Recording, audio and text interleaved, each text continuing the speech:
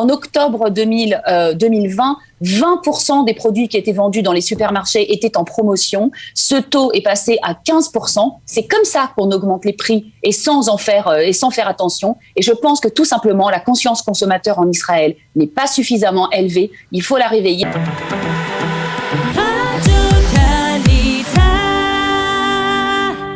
Yael Ifra, Boker Tov.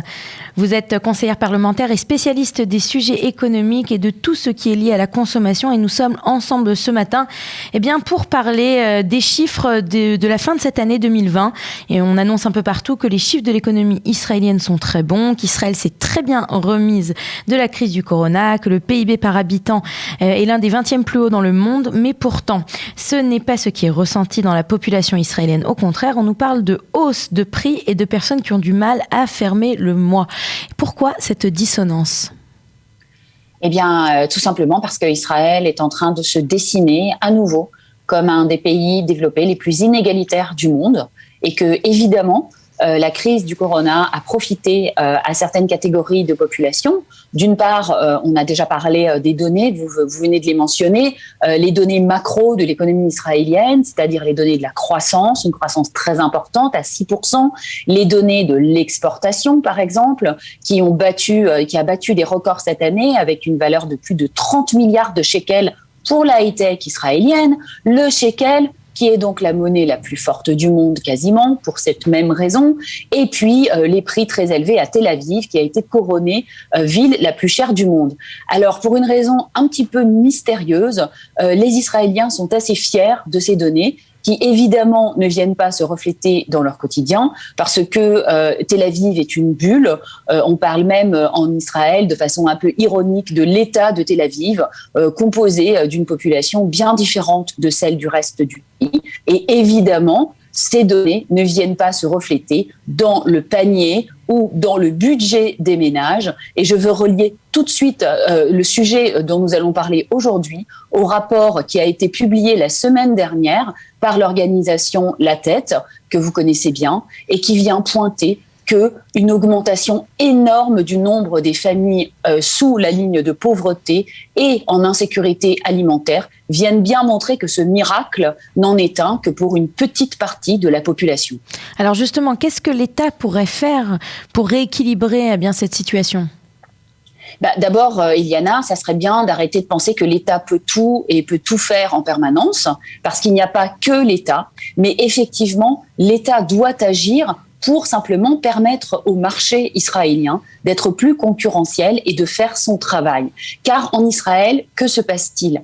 Comme on est sorti d'une économie de type soviétique, socialiste, comme vous voulez, au tournant des années 80, puis on est passé à une économie ultralibérale dans les années 90 et 2000, eh bien évidemment, ce sont les plus forts qui en ont ramassé tous les bénéfices. Et aujourd'hui, on est dans un marché qui est complètement déséquilibré entre un État qui certes a libéralisé, ouvert, ce que vous voulez, une partie du marché, et non pas la totalité, des entreprises qui sont ultra puissantes et qui, à chaque fois qu'on menace leur omnipotence, vont menacer de licenciement, faire du chantage en disant qu'elles vont se délocaliser, et une société civile qui est aussi composée de consommateurs, ne l'oublions pas, parce que la société civile, ce n'est pas que le vote, la politique ou l'associatif, c'est aussi des personnes qui achètent et qui font l'économie au quotidien. Or, cette société des consommateurs a été privée de tous ses droits et ne peut pas exercer ce qui se passe dans les autres pays du monde, c'est-à-dire un rééquilibrage en allant, entre guillemets, voter avec les pieds. Si un produit est trop cher, eh bien, on ne l'achète plus. Tout ça, évidemment, parce qu'en Israël, il y a beaucoup trop de monopoles, que l'économie est dirigée par des grandes entreprises qui ont tous les droits. Et si l'État devait faire quelque chose, ça irait bien entendu dans la direction de ce qu'essaye de faire le ministre des Finances, Avigdor Lieberman, qui est de permettre la concurrence, d'ouvrir le marché, de supprimer les standards spécifiques israéliens qui empêchent les produits étrangers de rentrer et de faire concurrence aux produits israéliens trop chers. Mais, j'ajouterais, et quelque chose qu'Avigdor Lieberman n'est pas du tout prêt à faire, s'affronter avec les grosses sociétés qui sont les plus grosses pourvoyeuses d'emplois et leur demander d'améliorer les conditions de travail, de faire baisser le temps de travail de contribuer à l'augmentation de la productivité. Et effectivement, tout ça, tout ensemble, pourrait améliorer le quotidien des Israéliens. Pour l'instant, nous nous contentons des mesures qui ont été prises dans le cadre de la loi budgétaire, en espérant bien sûr qu'elles vont avoir un effet. On va voir, par exemple, dans une semaine, va rentrer en application une partie de la réforme sur les importations, donc qui supprime les standards, comme je l'ai dit, non pas les taxes douanières qui n'existaient pas sur les produits manufacturés, mais également la réforme sur les fruits et les légumes. On va bien voir ce que ça va donner. Alors, quand ils avaient annoncé justement cette réforme sur les fruits et les légumes, ils disaient que l'impact serait quand même très, très petit. Ce ne serait pas quelque chose qui allait changer la donne. Est-ce que vous pensez qu'une réforme sur toutes les importations peut véritablement rendre la vie plus simple et plus facile, en particulier pour le panier de la ménagère, et va véritablement baisser les prix au quotidien ?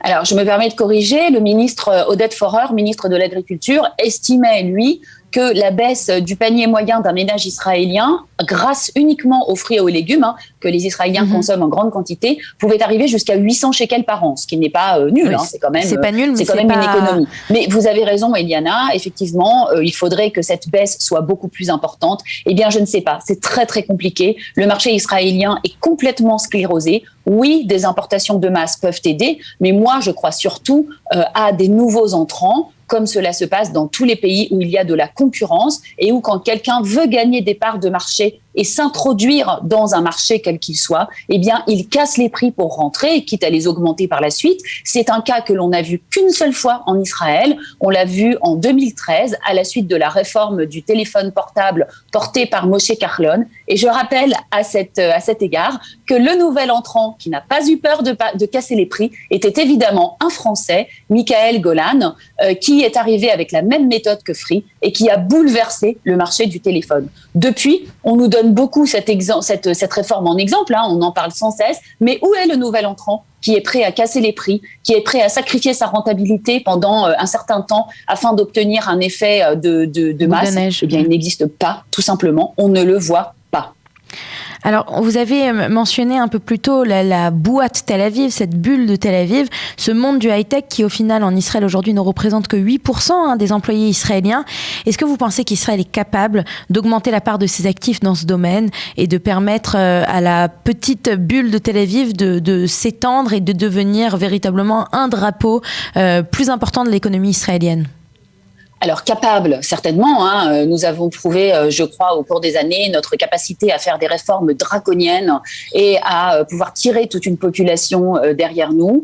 Est-ce que la volonté y est ? Eh bien, je n'en sais rien. Tout simplement parce que cela exige des réformes extrêmement importantes au niveau structurel, parce que pour augmenter le taux de participation des salariés à la high-tech, encore faut-il augmenter le niveau de formation. Aujourd'hui, vous savez très bien que la plupart des cadres de la high-tech israélienne sortent des unités d'élite de l'armée. Pour cela, il faudrait que déjà plus que 50% d'une classe d'âge servent dans l'armée, ce qui n'est pas le cas.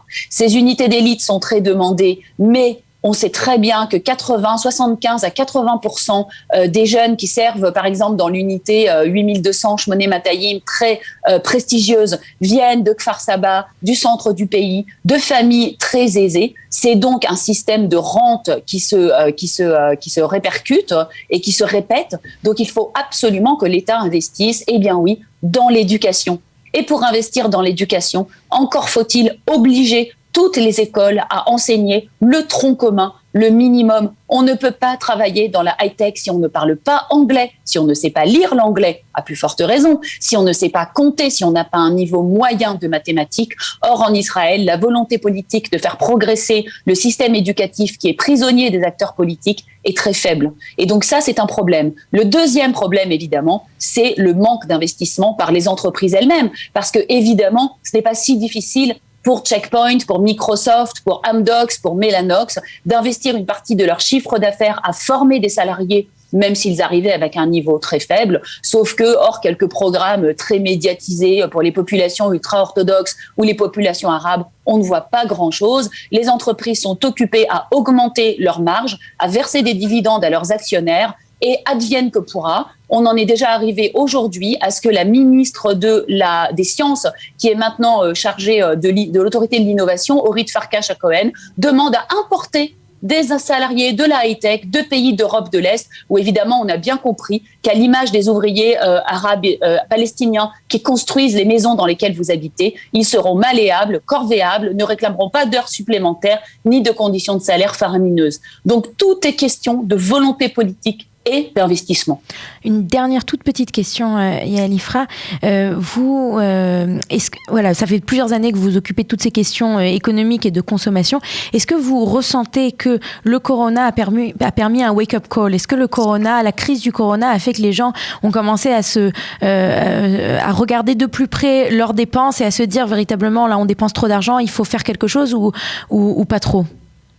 Je vous dirais en hébreu, Eliana, Alevai. Non, vraiment pas. Par contre, ce qui se passe, c'est qu'effectivement, des populations entières, comme je l'ai dit et comme cela est montré dans le rapport de la tête, ont été très fragilisées par des problèmes de chômage partiel, de licenciement, de ne pas avoir retrouvé d'emploi après la crise. Et donc, oui, les augmentations de prix scandaleuses qui ont été décrétées par la plupart des importateurs, des fournisseurs, ainsi que des supermarchés, alors que je vous rappelle que le dollar et l'euro se sont dépréciés de 20% face au shekel, avec des espèces d'arguments complètement fallacieux. Là, oui, les gens voient à la fin du mois ce qui se passe dans leur panier, donc 2,5% d'augmentation des prix. Et puis, je donne un dernier chiffre très important. En octobre 2020, 20% des produits qui étaient vendus dans les supermarchés étaient en promotion. Ce taux est passé à 15%. C'est comme ça qu'on augmente les prix et sans faire attention. Et je pense que tout simplement, la conscience consommateur en Israël n'est pas suffisamment élevée. Il faut la réveiller. J'y travaille. D'ailleurs, je monte un projet sur ce sujet. Il faut que les gens apprennent,